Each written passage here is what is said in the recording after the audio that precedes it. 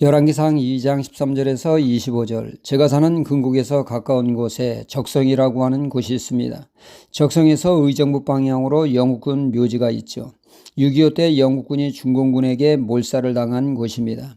그곳에서 가까운 곳에 마을이 있는데 마을 이름이 설마리입니다. 마을 이름이 설마, 독특합니다. 설마하면 떠오르는 속담이 있죠. 설마가 사람 잡는다는 말입니다. 즉 눈설자의 말마자의 설마가 사람을 잡는다는 말이 있죠. 이 유래는 이렇습니다. 옛날 중국에 한 장수가 있었죠. 그는 천리마 한匹를 가지고 있었습니다.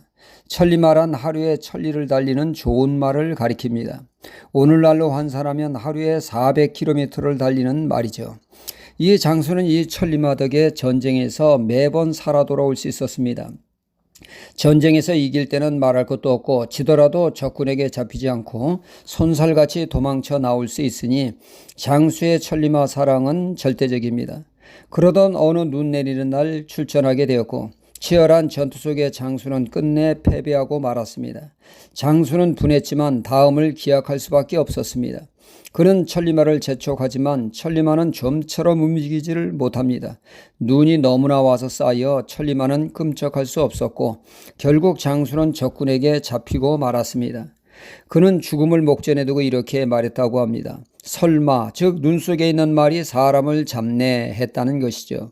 이 장수는 인생에 다양한 변수가 있음을 알고 대비했어야 하는데 그저 천리마만 의지하여 안일하게 대처하다가 화를 당하게 된 것이죠.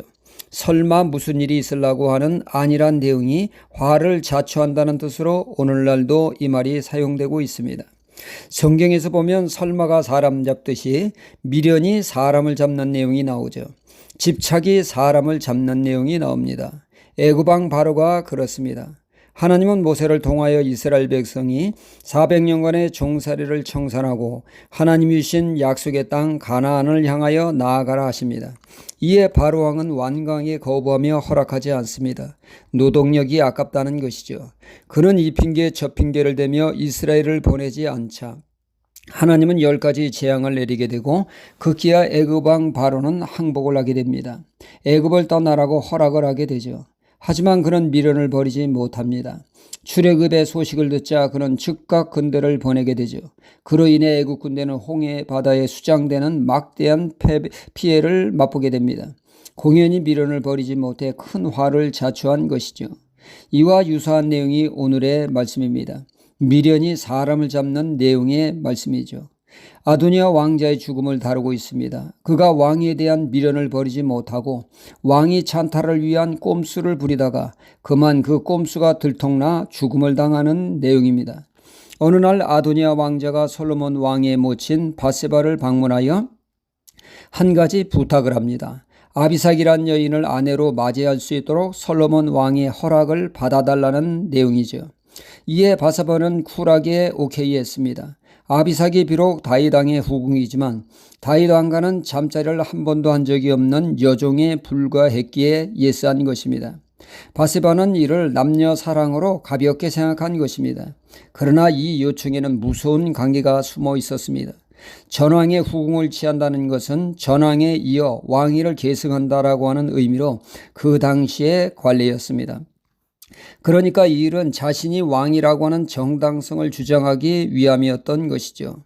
실례로 압살롬이 쿠데타를 일으켰을 때 다윗 왕의 후궁을 모든 백성들이 보는 앞에서 궁궐 옥상에서 후궁들과 잠자리를 갖지 않은 퍼포먼스를 행했습니다.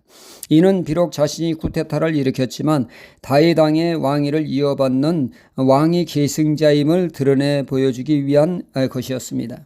이렇듯 이러한 속셈으로 아도니아는 밧세바를 속였지만 솔로몬은 이를 간파하게 했던 것입니다. 만약 솔로몬도 밧세바처럼 속아 넘어가 이를 허용하는 것은 아도니아 왕자가 왕위 찬탈을 하면서 태후 밧세바도 그리고 솔로몬 왕도 나를 다윗 왕의 왕위를 계승자로 인정했다고 봐라 다윗 왕의 후궁 아비삭이 나의 아내됨이 이를 증명한다고 다시금 왕위 찬탈을 위한 역모를 정당화했을 것입니다. 하지만 이를 간파한 솔로몬 왕이 속지 않았고 그를 죽임으로 사태를 정리하게 됐습니다. 아도니아 왕자는 하나님의 뜻을 알면서도 미련을 버리지 못하고 왕위를 추구하다가 스스로 죽음의 길로 나아간 것입니다. 우리는 세상적인 미련을 십자가에 못 박아 하나님의 뜻에 굴복하는 삶을 통하여 은혜로움 가운데 거하는 신앙이 되어야겠습니다. 할렐루야.